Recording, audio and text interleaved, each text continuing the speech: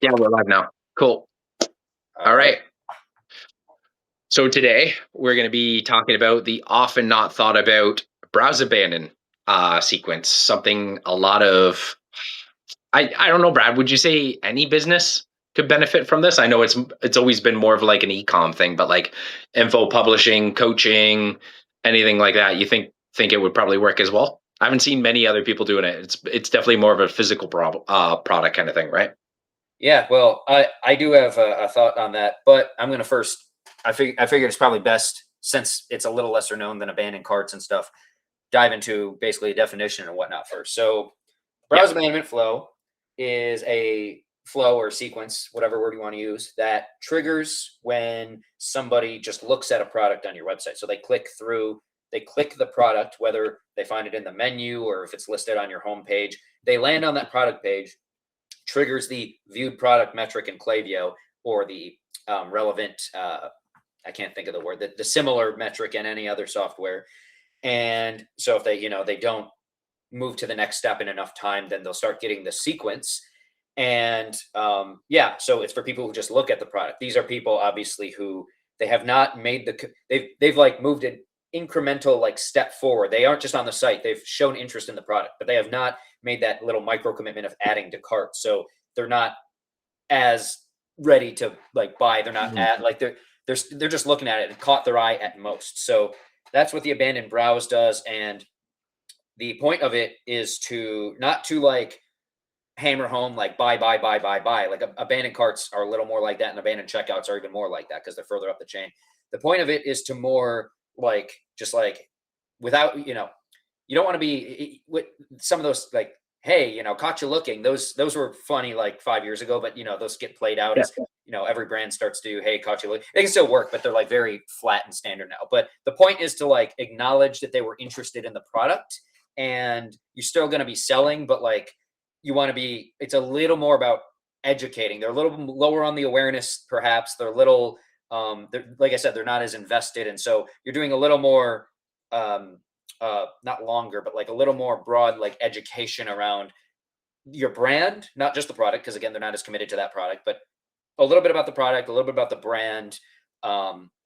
Maybe recommending some other products if if they still haven't bought by later in the sequence. But yeah, the whole point is to like educate them and just kind of familiarize them a little bit with the main benefits, because they showed some small level of interest but not as much interest as it takes to click add to cart and or go to checkout. So that's the browse abandonment flow. And I figure since that's primarily an ecom, like that I'm using kind of the ecom framework where there is a land on site, browse, cart, Yeah. checkout, and then order. I would say it is an ecom thing primarily, but there is a some people call them different things, but because the steps in the buying process are different for like info products, there you don't go like we've said, like you don't go to Chris Orzakowski's storefront and Yeah. add to cart his 24 email templates and then his email copy Yeah. academy. You go to an individual sales page and go. So in that case, he calls them intent sequences. Yeah. So this is a specific kind of sequence, not just where you land on the sales page, but for him it's when you click through. Like if he sends an email about Email Flow Bootcamp, which is his product that just teaches you how to build all the email flows in Klaviyo. He then puts you into he takes you out of his main sequence or his main segment of just mailing, and then you go through a long sequence of all of his best emails, basically, plus a few he wrote just for that sequence. And if you think about it, it's kind of like a browse abandon, because what you did is you viewed the sales page, which is kind of like viewing the product, but you didn't get to checkout. He might have a different flow for that. You just viewed the sales page, you clicked away. So now what he's going to do is he's going to educate you about it. He's going to tell stories about it. He's going to show potentially like, hey, this student used this product and now they just added, I don't know, 20,000 a month in passive revenue from the flows. So but the same logic applies like if you just have a sales page and like someone somehow finds it from, maybe it's an ad campaign, or maybe they do land on your site and you have like a resources or a products page and they click through the sales page. So it's the same concept in that they're just browsing. They haven't like went to checkout, but they have shown a little more commitment than just being on your website or just like reading an email about it. They've browsed the product in a sense for even though it's an info product, and kind of the like the structure of the process is a little bit different. I don't know what this would look like for coaching. Like there may be like, I suppose if someone lands on like your booking your appointment page, or if you have a sales page for a coaching offer, it could work as well. It's just obviously the way the fulfillment of the offer, of a coaching offer, of like a service or consulting or Yeah, whatever, yeah. it's different than getting a product. It's more interactive. So I haven't really gamed out too much what a browse abandon would look like for that, but there'd probably be some certain changes with, I mean, you'd still probably have, like social proof and all these other things, but there'd probably be some changes with how you would do the emails. But I know I just covered a lot there, but that's kind of how browser management sequence works just in general, like as an ecom thing, how it can apply to info products. And then, you know, it may be able to apply to like coaching and those kind of more service oriented or higher ticket offers as well. Yeah, I think kind of riffing off where we left things off last week, something you brought up and then reiterated today is, where are people in the stages of awareness of what you have to offer, right? Because the closer you are to the cart, like cart abandon, for example, that's somebody who, like, they were ready to buy, they just didn't, right? So that's why you're a little bit more forward in your messaging, of like more sales messaging, right? Whereas browse abandon, somebody just clicked on the link, saw it, checked it out for like maybe a few seconds, and that's why I think, like you mentioned, education is a little bit more better at this point, right? Yeah. So, but yeah, I actually didn't even put two and two together, because yeah, I've done a fair amount of Chris Orzakowski's courses and stuff like that, and I didn't even think about his in his intent sequences, as he calls them. And what's funny is, I don't even think he pulls you off the broadcast when you click through on one of those.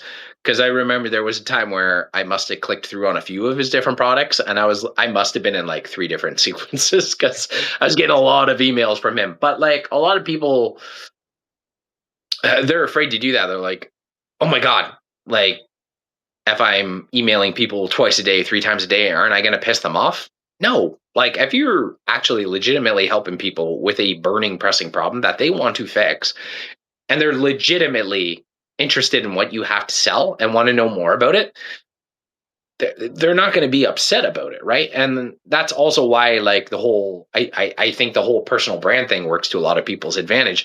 It allows you to get away with that as well, right? Like, if you're like cold, like somebody cold onto your list, I don't think it would work as well. But usually by the time people are clicking through trying to check something out and they're already on your broadcast segment, they're already attuned to like your messaging, the way you talk and all that a little bit more by that point, right? So yeah, I like all that. I agree with it all. Is there a certain sequence that you think works best for this, or like education based plus like PS CTAs probably work better? Because like obviously you don't want to come off too aggressive, but you also want to elicit a need to actually check out further too, right? Yeah. So, I mean, I would say, I mean, early on when I learned this flow, I saw people, and even though the emails were longer, they relied more on discounts up front. And that's one thing you want to, like I said, in cart, like we said last week, in checkout, or more like in cart abandonment sequences, you can test those later in the flow, but probably only for like a new customer branch, because the whole point of someone who's never bought is to make them become a buyer. Buyers are Yeah. easier to sell to. You don't need discounts. Ideally, you don't want to use a discount, but in a browse abandonment, I would basically almost never use a discount. Certain businesses, maybe, depending on like how much traffic they get, and if the back end is if the back end is structured to where like they know for sure, like they look at their analytics and it's like the average customer that comes in is worth like this massive amount, like their LTV is really high, then maybe they can do a front end discount in a browse amendment too. The better you are on the back end, the more room you have to do a discount on the front end, because you can make that money up, which Yeah. that ends up being like a leverage point. But without getting too off topic, I'm trying to see what exactly, because I like I said last week, I have like a master SOP document with how I build all these. So I'm trying to here we go. So yeah, I don't use discounts in browse abandonment sequences. It is not super salesy until you do still want to like always link back to the product. If they've looked at it, that shows interest. You never want to give someone who has any level of interest, you never want to withhold from someone who has any level of interest the opportunity to buy. You always want to give them the opportunity. Now, that could be pressing really hard, like a email 7 of an abandoned checkout sequence, like, hey, buy now, like this is your last chance, or something like that. That would be more aggressive. But like in early in a browser management sequence, it would just be like, you talk a little bit about the product, you call back to what they were looking at, and here's what it does, here's like the feature, like if it's a supplement, it's like, hey, here's like the ingredients or whatever. You don't have to go super deep early on. You do that over the course of the thing, but you're just like, hey, if you're still, so if you're interested, go here to, you might even just say like, explore the blah blah blah product or something like that. Like, you don't have to be super pushy early on, and generally don't like, I'm trying to think, like, if you think about it, like if you're in like a store or something, if you're just walking in and you're looking around, you don't, like, the salesperson, you don't want them to come up and like just shove it in your face and be like, buy. Yeah. Here's the, I was thinking like walking to a clothing store, like in the mall, like a suit or whatever. Like the guy doesn't walk up and just like shove a suit in your face that you were looking at, say, buy this now. He just, hey, can I help you? Like, oh yeah, the suit is blah, blah, blah, blah, blah. And, talks about like the materials or whatever. And it's just like, if you're interested, they use language like, if you're interested, blah, blah, blah, blah, blah. It's a little more casual and more educational. And if you're moving, if you move along in that conversation with him, he might start to press a little harder. That's kind of a little bit like what the browse abandonment does. You start out much softer. You still want to sell, but you don't want to like make it about buy now. You want to make it about more like explore the product again, right? Like those Yeah. kinds of things. And also, depending on the brand, you might not even like drive them directly back to the product early on. Depending on the brand, you might like drive them to, like, if you send them like a review, like a testimonials email, you might have them check out more of your testimonials.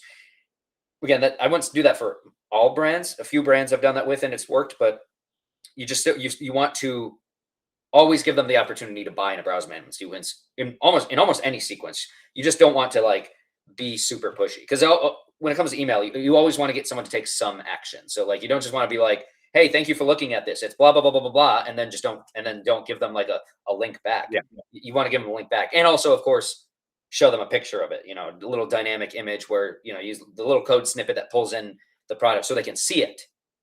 Visuals, they catch the eye and adds a little personalization and whatnot. So it's a bit longer of an answer than I was hoping to give, No, but sorry. I think that answers the question there. Yeah. Yeah, I think so. In reality, this is probably one of the simplest sequences to write and set up, but most people don't use them. What's been the biggest win, you think, doing this for a brand? Like, I've personally heard of people like adding, like, I think it's a minimum 10% extra a month just by doing this alone. Yeah. Right? Yeah. I mean, I don't always have results from some of the brands, but like I'm looking at one right here. There's a really, really big brand in the home decor space, and attribution, I don't know. I don't remember what the attribution window was. So it's hard to tell how much was like literally like people clicking on and Yeah. clicking through. But even this says just under 70K in a month. Keep in mind, it sounds like a lot, but this brand was doing very large. So it's still a lot, but proportionally, it's like, I don't want to like make this sound like I made them instantly rich overnight. There already is a big, Yeah, of course. big ass brand, right? Yeah. So, and oh no, that was in 26 days. I have it written down right there. So in 26 days, they added, so almost a month, they added just under 70K. Some of that probably was not like literally someone clicking through the email and then buying, because attribution windows, they might have clicked Yeah, through. they're never 100% accurate anyways.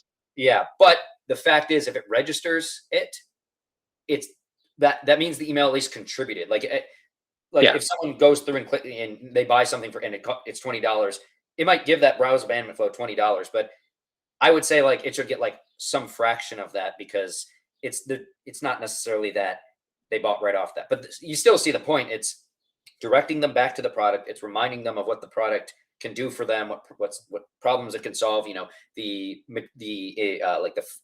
Like material or ingredient quality, if that's like relevant to your niche, or those kinds of things. What other customers have said, like it does ultimately translate to sales. It's further from the sale than an abandoned cart or an abandoned checkout, which is why I generally would advise, if you don't have anything, if you don't have any of the like the abandonment suite, you do cart and checkout first, because those are like your highest intent. But after that, browse abandonment gets people who are showing some interest, but they need a little more, they need the education kind of like put in front of them. They might not know everything about the product. Even if the product page is decent, that browse abandonment flow gives you a chance to like build on the product description, build on your about you kind of like the about page and whatnot. So it does fill in that extra context and ultimately help people move up to the next step, which ideally once they get up to the next step, you don't have to like send them the abandoned cart flow. And then like Yeah. ideally it propels them all the way to the buying stage. Like right from there without having to go through the other flows. But yeah, I mean, it does contribute revenue. It's not going to be as much as those other two flows, but it does Yeah. contribute revenue because of the educational and like informative kind of things that it does. Yeah. Like it's not magic. It's not set it up and you're swimming in money like Scrooge McDuck, right? But it is a big lever when pulled the right way after everything else is set up too, right? Because the whole point is everything compounds on each other, Yeah, right? Like you said, if you don't have cart abandon, have that first. Like that's a big lever, yeah, and you can like recoup a ridiculous amount of money, right? Like I think like we talk about Chris Orzakowski a lot here, so I'll just like mention his name again. But his forget his product. I think it's called Cart Abandon Annihilator or something Annihilator. like that. Yeah, yeah, Yeah, like the headline is literally a reply he got from a client after he installed that cart abandonment sequence, and it was something like it was like finding an extra $137,000 in 30 days alone, right? Like don't like regardless of the size of the company, even if they're like 8 figure, 9 figure, like an extra 70 grand a month, it's $1 million a year, right? Doesn't matter how much money you're making, billion dollar a year company, an extra $1 million, who's going to complain about that, right? yeah, Um, Even if it makes you an extra $10,000 a year and you're only making 6 figures a year from your brand, let's say it's still an extra $10,000. Like that could take care of all your ads for the year, right? Depending on like what forms of acquisition you're using for your traffic. But like I mentioned, everything compounds on each other, right? The whole point of this sequence is just to get people back on your product page and then potentially get them into the cart abandon. They're the kind of people that keeps exiting the screen, right? And then everything kind of just fits and works on itself, right? yeah. I mean, ultimately, all the flows, just generally speaking, cover different, especially like the abandonment suite, as I call it, and the welcome sequence. The obviously abandonment flows can go after previous buyers too, but a lot of people see them as a front end because there's more people skeptical Yeah, on the front end. So the abandonment suite and the welcome sequence, they cover different stages of like a new buyer's mindset. So like, yeah, the browse abandonment doesn't make as much money, but it doesn't matter. Like you want something there anyways. Otherwise, you literally just have like a gap in there.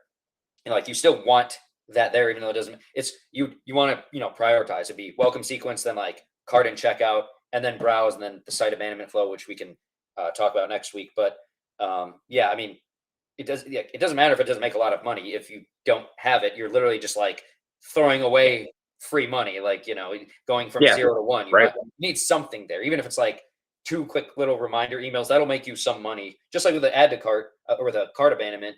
Even if you just have one reminder email, like that'll That's make going to make you money, the first email tends to right? make the most because a lot of people do abandon just because they forget or they close out and don't come back or something. Yeah, So it picks up a lot of those easy sales. The rest of the emails tend to sell less, but they're still catching people at different objections and whatnot. Browse abandonment is yeah, the same thing, and honestly, the browse abandonment flow it'll look like a slightly less urgent version of a cart abandonment flow with a little more education in it. It's like a little broader because like once they get to the cart, it's zoomed in more on the product. If they're at the browse, you still talk about the product they're looking at, but it's a little more zoomed out. So you're talking a little more like I guess we can cover a few quick things without getting into like every single email. A few quick things you might yeah, want to have in a browse abandonment just to illustrate. So like brand differentiators, like not just like what makes this particular product so good, but like brand differentiator. So if it's a supplement company, it's like, why are we different? Well, all of our products are, third party tested for impurities or whatever.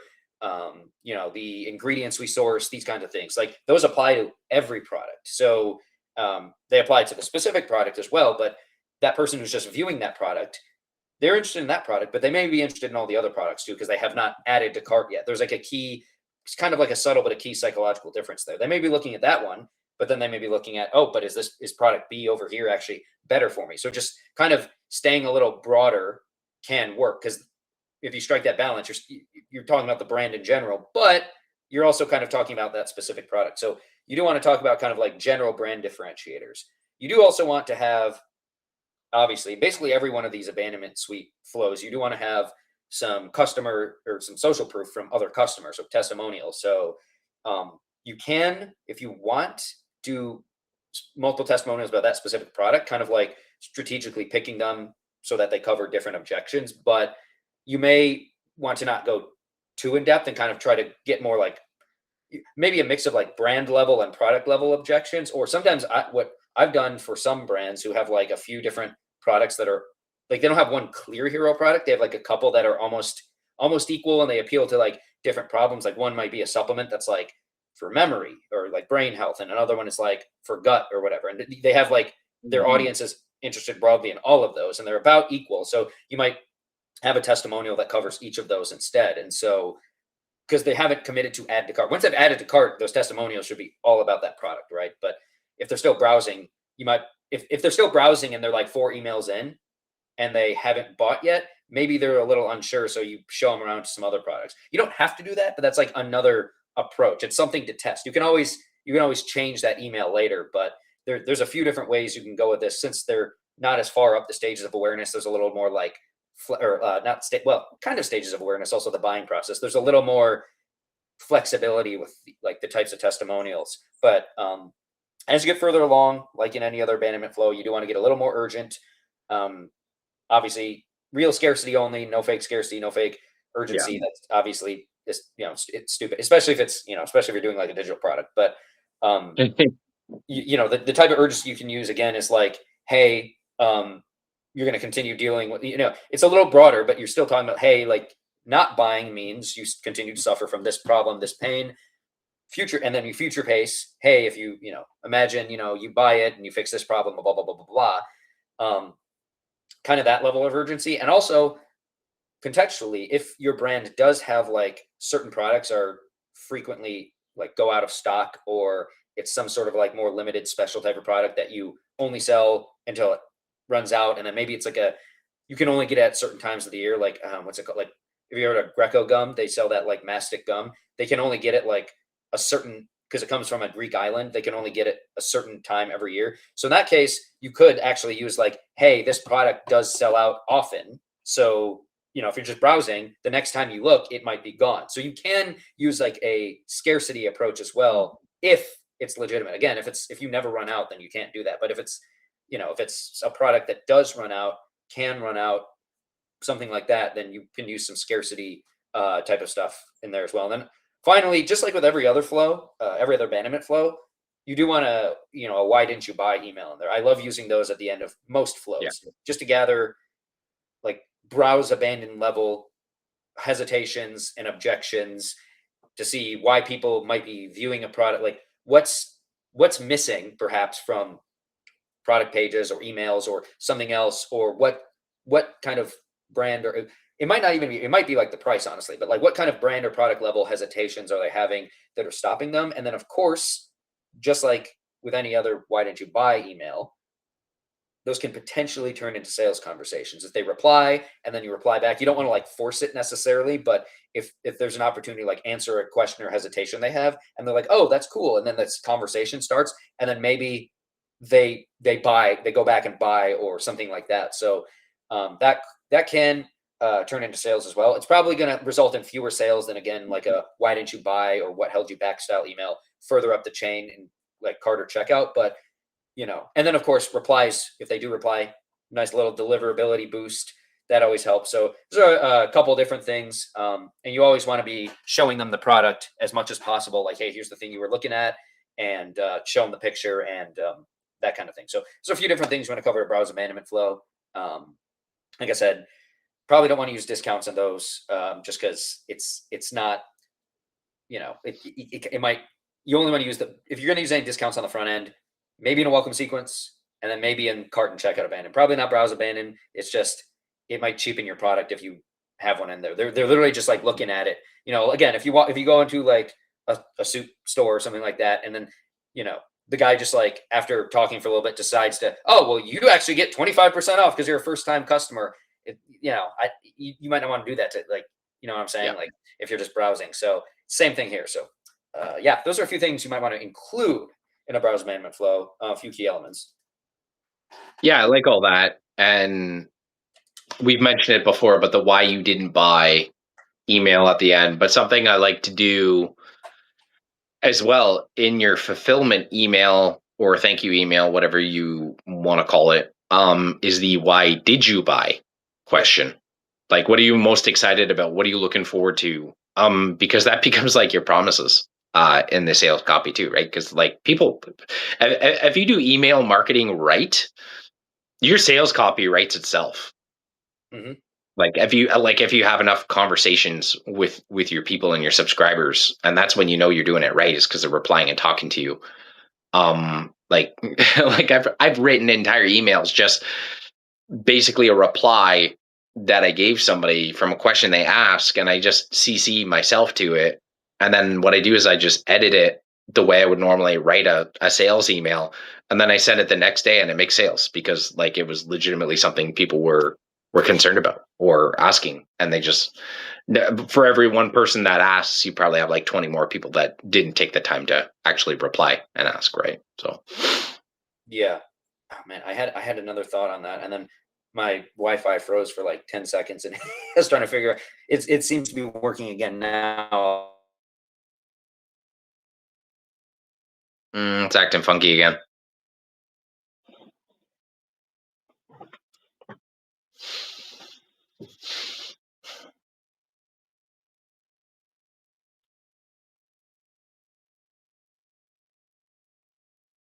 Oh shit, looks like we lost Brad. Well, that sucks. See if we can get him back here.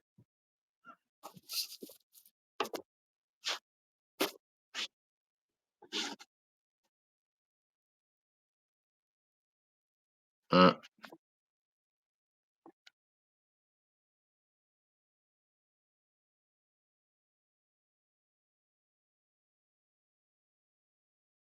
Oh,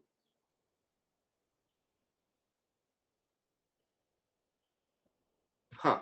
Well, technical difficulties. 1 second. If this is still recording me. Um,